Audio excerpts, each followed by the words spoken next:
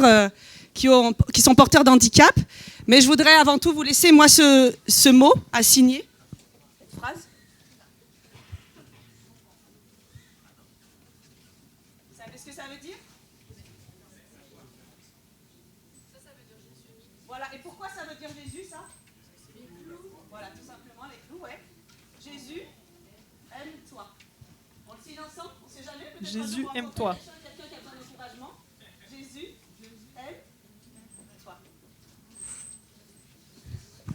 Merci Seigneur aussi pour nos frères et sœurs qui ont des handicaps et on souhaite aussi qu'eux sachent que Dieu les aime énormément. Des petits coloriages pour les enfants d'âge primaire. L'idée c'est de colorier, de mettre des belles couleurs et après de l'envoyer à un enfant de leur association. Et puis si vous voulez avec les tout petits, là-bas on peut fabriquer aussi des petites maracas pour les enfants de maternelle qu'on donnera aussi aux petits enfants du centre qui s'occupent. Voilà, donc...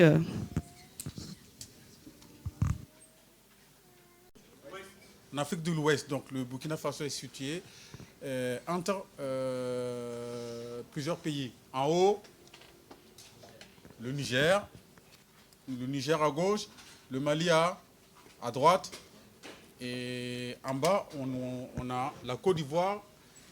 Merci beaucoup. Et après, la Côte d'Ivoire, on a en dessous le Ghana, le Togo et puis le Bénin. Donc un petit pays. Mais là, la population, aux environs de 20 millions. Voilà, donc 21 millions, ça fait 14 ans, je ne suis plus dans les parages. Alors, 21 millions d'habitants. Et un jour, beaucoup de choses se font ici, jusque dans ce pays. On vous embarque dans cette œuvre. Voilà, donc on vous remercie de nous accueillir pour vous partager ce cadeau qu'on a reçu. Alors, non, il faut pointer là-bas, pardon. Est-ce que Oui. Là, ça fonctionne? Tu pointes là. J'arrive pas à faire défiler. Il y a le petit truc qui est bon, mais...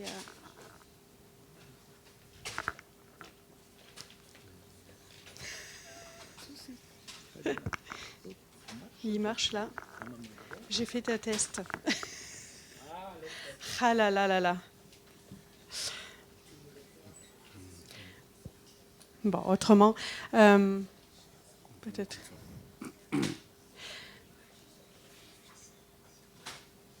Voilà, certains d'entre vous savent comment on a été parachutés dans le milieu du handicap. Merci, c'est pas grave.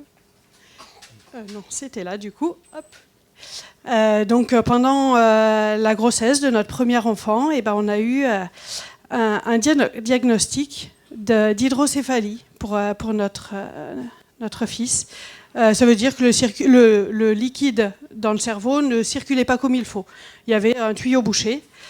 Et donc voilà, on a été face à l'inconnu, parce qu'on ne savait pas les difficultés qu'on rencontrerait, les défis qu'on aurait à relever, nous en tant que parents, et puis notre enfant aussi aurait à relever des défis. Les médecins ne savaient pas nous dire quel degré de handicap il aurait. Et donc voilà, face à ça, on a choisi en couple de faire confiance au Dieu capable. Donc notre fils s'appelle Wen Toin en langue morée, ça veut dire Dieu est capable. Alors, et son premier prénom, c'est Osé. Donc on a osé avec le Dieu capable. On a cru qu'il pourrait accomplir des miracles et nous accompagner. Alors, depuis la naissance, le quotidien de Osé, c'est des suivis médicaux, paramédicaux, de la kiné, psychomotricité, ergothérapie. Il y a eu des opérations chirurgicales, des appareillages. Voilà, c'est le quotidien. Et c'est encore actuel aujourd'hui, Donc depuis... Je n'arrive pas, décidément. Ouais. Bon, ça, autrement, si tu peux avancer Voilà.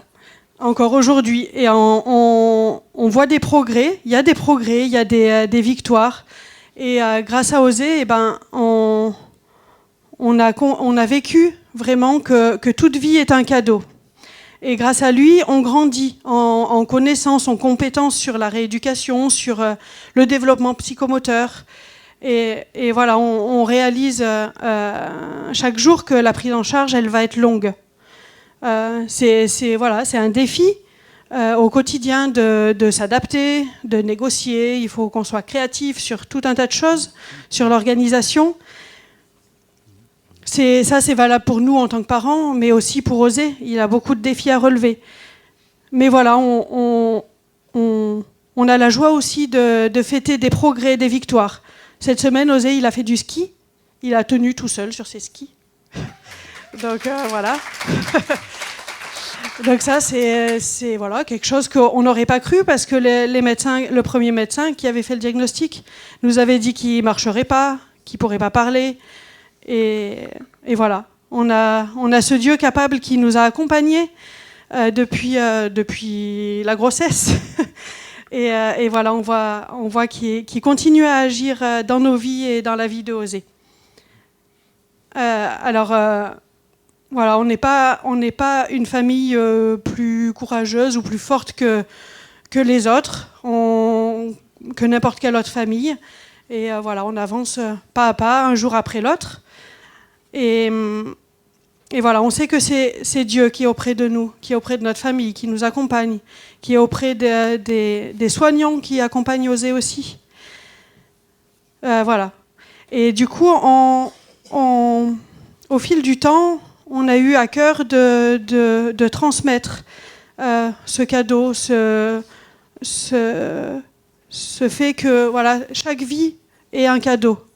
Et du coup, dans notre cœur, s'est formée l'idée de créer un centre au Burkina Faso, donc le pays d'origine de Franck, pour des enfants qui ont des handicaps, comme Oser, qui a un lieu où les familles qui ont des enfants avec un handicap puissent être accueillis, puissent être écoutés et accompagnés. Et voilà. Et du coup, avec des amis, on a créé le centre d'accueil et de dépistage du handicap Oser. Donc cadeau. Ouais, si tu peux avancer. Donc, il se trouve au Burkina Faso, dans la capitale, et en particulier dans le quartier de Tanguin. C'est dans le nord de Ouagadougou. Si tu peux, ouais. Donc, au Burkina, les personnes handicapées sont mal vues. Elles sont considérées comme une malédiction et elles sont souvent rejetées, cachées. Et c'est un poids supplémentaire pour les familles. C'est une bouche de plus à nourrir quand c'est déjà compliqué de donner à manger à tout le monde. Et il y a peu d'avenir pour ces enfants-là ou pour un jeune adulte parce qu'il n'a pas de moyens de subvenir aux besoins de la famille. Et alors, à l'automne 2020, on a reçu en France, Franck a reçu un appel d'une famille au Burkina qui appelait à l'aide. Le centre venait tout juste de commencer. On avait mis en route, on avait fait les premières prises en charge. Et voilà, il y a cette famille qui appelle pour un petit garçon qui s'appelait Stanislas. Et la famille était inquiète. Ce petit garçon, il était né au mois d'avril. Et là, il voyait que la tête, elle grossissait, qu'il mangeait moins bien, qu'il avait de moins en moins de tonus. Mais il ne savait pas quoi faire. Et puis, ils attendaient parce qu'ils ne savaient pas quoi faire. Ils ne savaient pas à qui s'adresser, ils n'avaient pas le moyen financier d'aller à l'hôpital, de payer les soins. Et ils par le bouche à oreille, ils ont entendu parler du centre cadeau et du coup, ils se sont adressés à nous. Ce petit garçon, du coup, il s'appelle Stanislas. Et les détails, Dieu conduit bien. Ça se retrouve qu'on était chez Marianne, Noël et Marianne. Donc le message tombe sur WhatsApp. Voilà l'enfant, qu'est-ce que vous pouvez faire pour lui? Alors on a dit, allez-y au 30, il y a la prise en charge va se mettre en route automatiquement. Et le couple est allé avec l'enfant. On a dit, bon, voilà ce qu'il faut faire et vous devez faire là. Et nous, depuis ici, on se dit comment on va faire. On a essayé de trouver des médecins, impossible. Le centre là-bas a couru aussi. Le personnel a couru à l'hôpital. Il n'y a pas de créneau. La liste est tellement longue qu'on ne sait pas quoi faire. Et sur place, à la Tour du Pin, attends, tiens, ma belle-sœur est infirmière à l'hôpital pédiatrique de Ouagadougou. Voilà. Entre connaître un terrain et connaître quelqu'un, que préférez-vous? Ça marche dans toutes les cultures et dans tous les continents. Alors, on a connu cette personne et cette personne a ouvert les portes. L'opération a été faite avec 200 € et à cause de 200 €, la famille ne voulait pas y aller. On a dû appeler ici, tirailler, sinon même gronder, amener l'enfant en fait. Là, si vous tardez, plus le liquide reste statique dans le cerveau, plus ça détruit des neurones.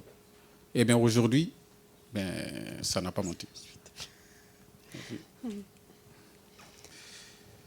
Voilà, ouais, les familles au Burkina sont vraiment confrontées. Enfin, on voit au fil des prises en charge qu'ils ne connaissent pas les possibilités d'accès aux soins. Et du coup, ils attendent, et ça aggrave les situations pour les enfants. Et du coup, grâce au soutien financier du centre Cadeau, Stanislas a pu être opéré. Et voilà.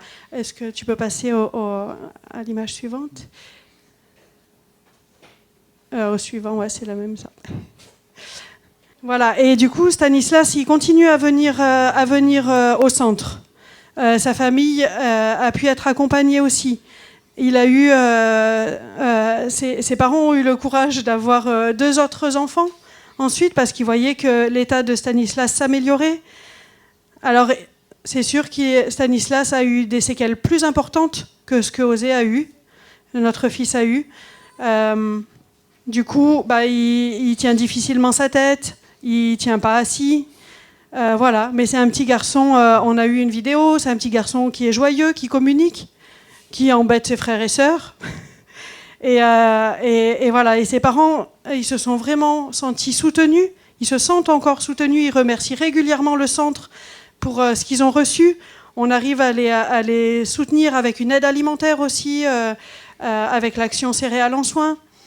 Et voilà, donc l'objectif du centre Cadeau, c'est de dépister, d'aller voir si dans les familles il y a un enfant qui a besoin de soins, d'orienter, voilà, comme on a fait pour Stanislas, vers une opération, vers un centre ou des médecins adaptés. Il y a de la rééducation avec de la kinésithérapie, de l'orthophonie, de la psychomotricité. Il y a du prêt d'appareillage et un accompagnement à la scolarité aussi. Donc actuellement, il y a 288 enfants qui sont pris en charge au centre. Donc c'est à peu près 300 familles qui sont touchées, qui sont accompagnées. Il y a 4 salariés qui sont employés au centre.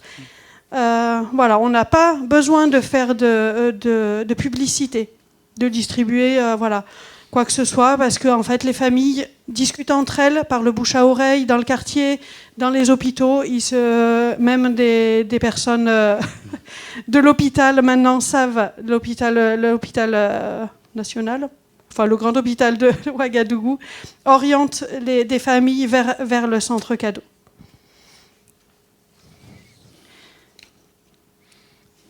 Donc si tu peux passer à la suivante, je voulais vous parler des salariés qui sont employés, qui sont voilà, au centre. Donc on a un directeur qui s'appelle Jacques, il y a une animatrice qui s'occupe de ce qui est psychomotricité et orthophonie qui s'appelle Justine.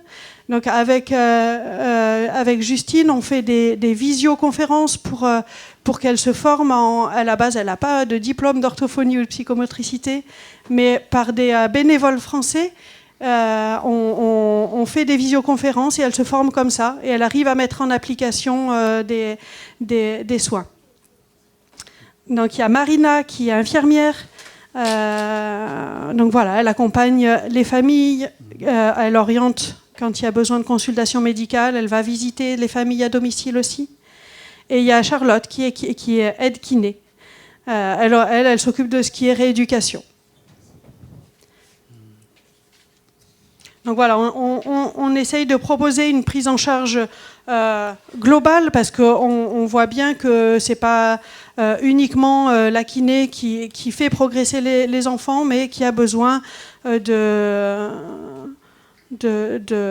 rééducation autre. Et voilà, on est vraiment heureux des salariés qu'on a pu trouver. Ces 4 personnes ont vraiment à cœur les enfants, leurs familles, et s'investissent bien auprès d'eux.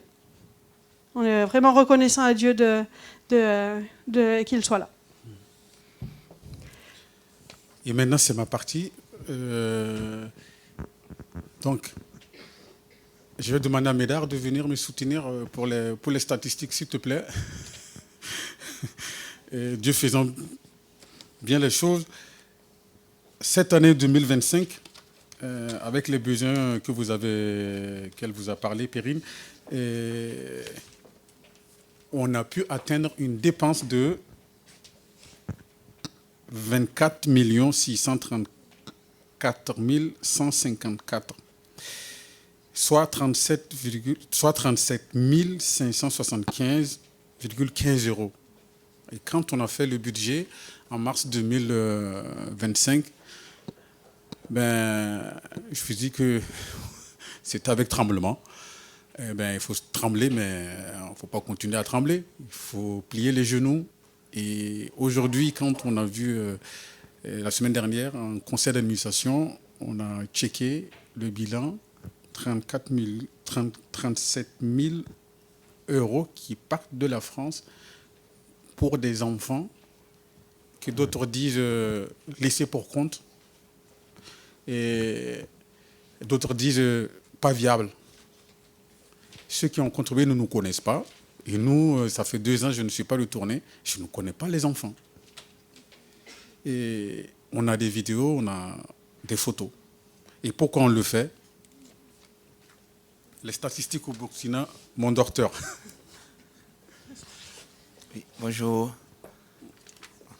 Tu m'as pris au dépourvu. Bon. Mais tu sais faire le dépourvu. C'est Médard qui a pris en charge dimanche dernier. Merci Médard. Merci à vous. Merci pour l'accueil.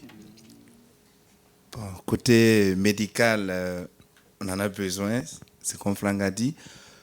On a pratiquement moins de 2000 médecins pour 21 millions d'habitants.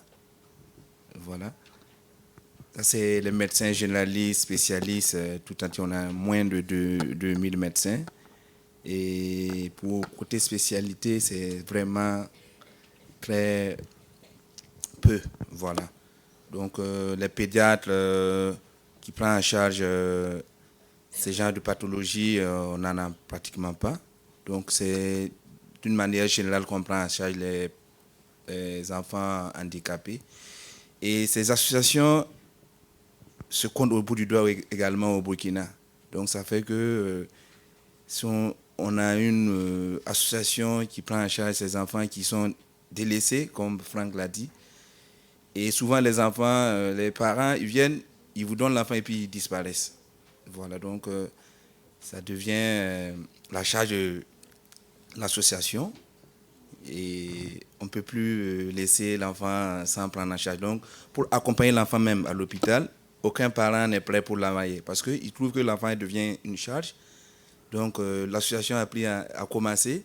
Donc, ils sont bien et puis eux, ils commencent à faire autre chose. Donc, c'est vraiment la prise en charge des enfants qui est d'une manière chronique. Parce que là, tu commences, tu ne sais pas quand est-ce que tu vas t'arrêter. C'est jusqu'à des années. Voilà, donc, pour la prise en charge également à l'hôpital, il n'y a pas d'assurance maladie pour l'enfant. Donc, c'est les cotisations de l'association qui fait que les enfants arrivent à avoir une prise en charge, à s'alimenter, à s'habiller. Donc, c'est réellement une vraie aide. Et Franck, on l'apprécie beaucoup au pays parce que ce qu'il fait, c'est vraiment touchant. Et ça aide beaucoup les enfants. Et il est vraiment apprécié quand il va revenir. Il aura beaucoup de bénédictions encore. Donc, on est vraiment content pour lui. Et je ne savais pas que je devais prendre la parole. Je venais juste pour... Donc, c'est juste pour que lui aussi, il voit comment ça se passe ici. Voilà, moi, il peut goûter un peu les efforts qu'on... Voilà, donc, en tout cas, merci beaucoup. Tu es venu en renfort. Merci. Je vous remercie. Donc, Médard, quand on était plus jeune, on faisait les études, moi à l'université, et lui aussi, je suis bien sûr plus grand que lui, et je le voyais choisir la médecine. Alors, on se soutenait, on allait lire nos leçons sous des lampadaires dans des salles de classe de lycée, de collège protestants. Et quand je commençais à travailler, de temps en temps, on se donne un petit billet, et je l'encourageais, lâche pas l'affaire, parce qu'on a besoin d'un médecin. Aujourd'hui, on se retrouve ensemble ici, dans cette église, et il n'y a pas un algorithme qui pouvait définir ça, on est d'accord. Et maintenant, on parle ça de là pour le Burkina. Alors, merci Seigneur. Donc, cette année, on a pas mal de soucis à relever.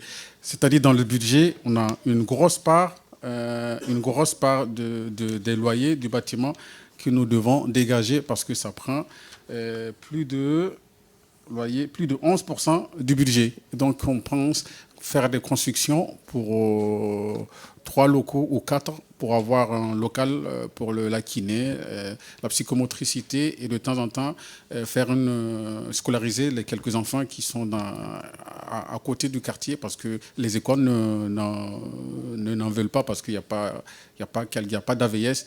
ASH, on dit ici, pour s'en occuper. Et c'est vraiment compliqué. Donc, le gros projet de cette année, c'est ça. Et à court terme, nous aimerons aussi continuer la téléformation. Si vous connaissez, comment s'appelle le médecin qui s'occupe de la mécanique de l'œil? Orthoptiste. Merci. C'est pas un médecin, pardon. On a besoin de ça parce que ça manque et la plupart des enfants, ils ont des yeux qui tournent. Et c'est tellement rare ici aussi. Donc, s'il y a quelqu'un à la retraite qui est en forme, et qui est disponible et que les petits-enfants leur laissent un peu le temps, alors on en recherche. Parce qu'avec la téléformation, c'est le transfert de compétences non formelles, mais qui sauvent des vies. Et on en a vécu ça et on aimerait continuer. À moyen terme, bien sûr, il faut avoir des donateurs et il faut qu'on arrive à être transparent, intègre avec ces donateurs et pour pouvoir fidéliser les dons pour cette œuvre. On voudrait aussi monter un atelier orthopédique et pour fabriquer des attelles pour permettre aux enfants d'avoir une bonne position et pour leur croissance. Et ça va coûter juste la formation parce que nous envoyons des conteneurs avec les outils. On peut envoyer les conteneurs avec des outils. Il y a juste à débaucher une personne qui est capable de monter et de fabriquer ça et c'est parti. Et en autofinancement, c'est à long terme. Au lieu de toujours donner du poisson à quelqu'un, qu'est-ce qu'on devrait lui faire? Voilà. Alors, nous voulons monter des petites structures qui vont générer de quoi financer le personnel et sur place.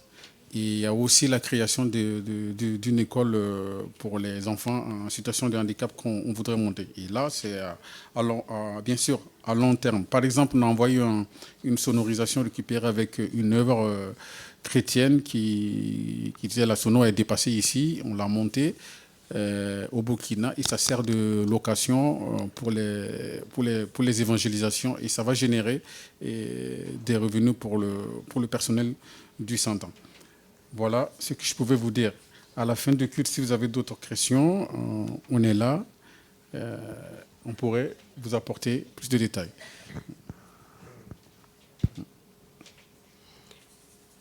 Voilà. Diapo suivant.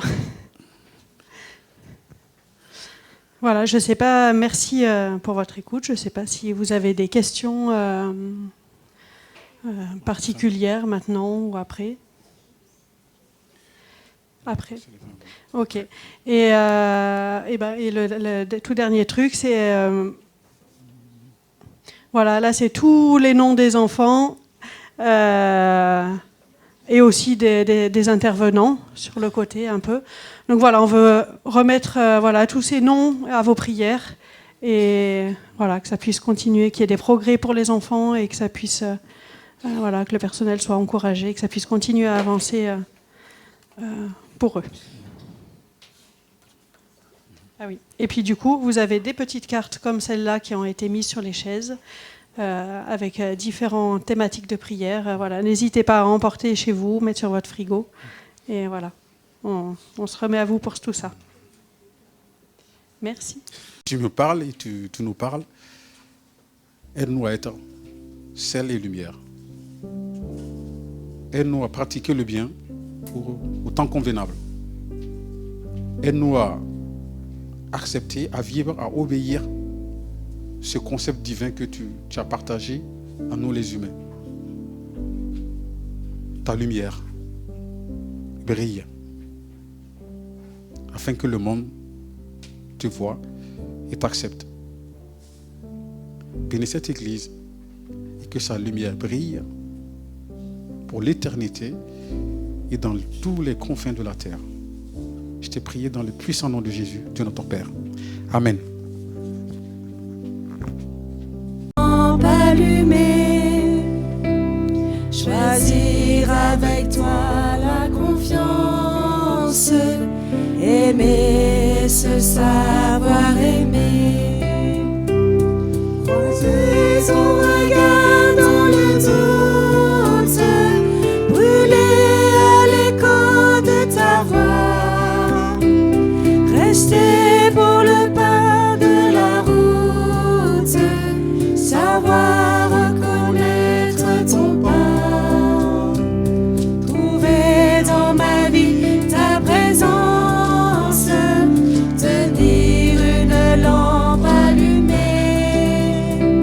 choisir avec toi la confiance, aimer, se savoir aimer.